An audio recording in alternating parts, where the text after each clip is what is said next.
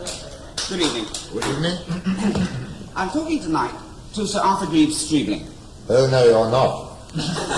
And what? You're not at all. You're talking to Sir Arthur STREEB-GREEBLING. Oh, You're confusing me with Sir Arthur Greaves-Streebling. I'm so sorry. Yes, my name is STREEB-GREEBLING. The T is silent, as in forest. I'm so sorry.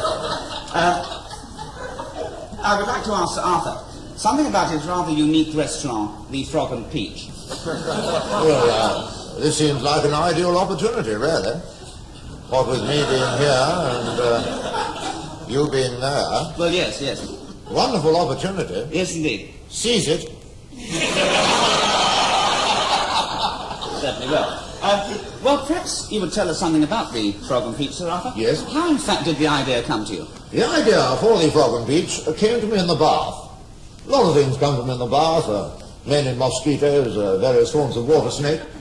But on this occasion, a rather unique and stunning idea.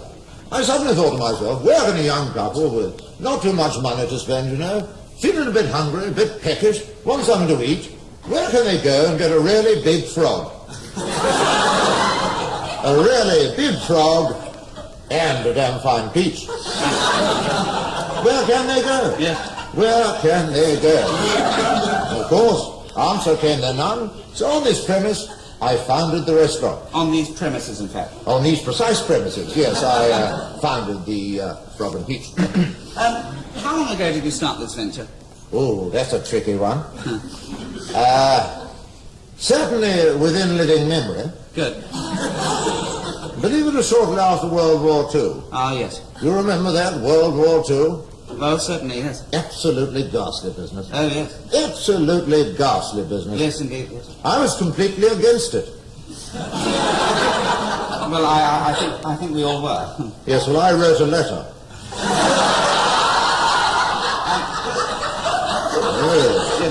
Getting back to the Frog and Peach. Yes? How has business been? Let me answer that question in two parts. Business hasn't been, and there hasn't been any business. These last 35 years have been rather a lean time for us after the old F&P. Well, don't you feel you're at a slight disadvantage being stuck out here in the middle of a bog and in the heart of the Yorkshire moors? I think the word disadvantage is awfully well chosen here, yes. This is what we're at. We're at a disadvantage. Stuck out here in the middle of a bog in the heart of the Yorkshire moors. But I thought at the time, rightly or wrongly, possibly both. The people in this country were crying out for a restaurant without a parking problem. And here, in the middle of a bog, in the heart of the Yorkshire moors, there is no problem parking the car. No. Little difficulty extricating it, but the parking here is magnificent. Yes. It is magnificent parking. Yes, indeed. Wonderful parking. But don't you feel you're also at a disadvantage with regard to your menu? Oh, yes. Yes, we are at a tremendous disadvantage with regard to the menu. Have you seen it?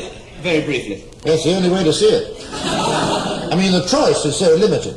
We have such a limited choice. There's only two main dishes to choose from. Now, what are they?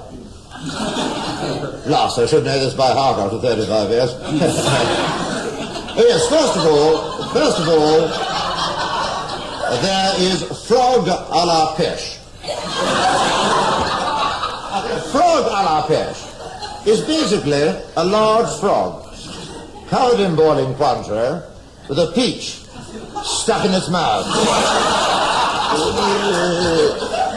It's one of the most disgusting things I ever see. The only alternative to frog à la pêche is even worse. Pêche à la frog. Pêche à la frog. A peach is brought to your table by the waiter, again covered in boiling Cointreau. The waiter? Very often, yes.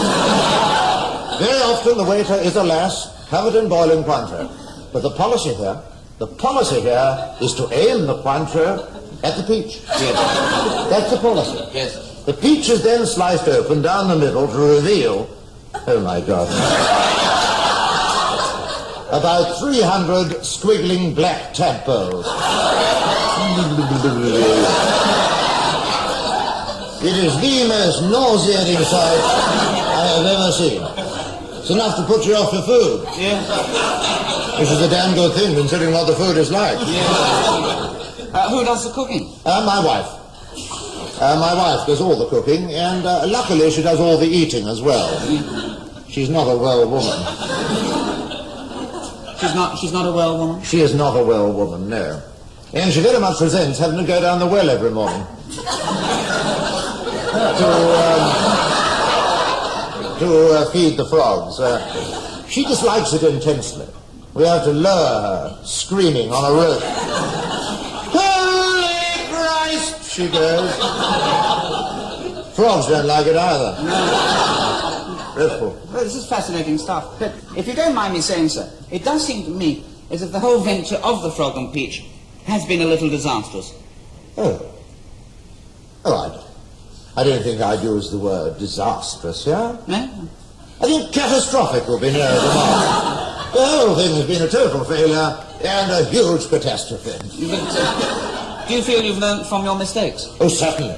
Certainly. I have learned from my mistakes, and I'm sure I could repeat them exactly. Thank you, Sir Arthur Green. Speak. Speak, Mr. Yes, my speech.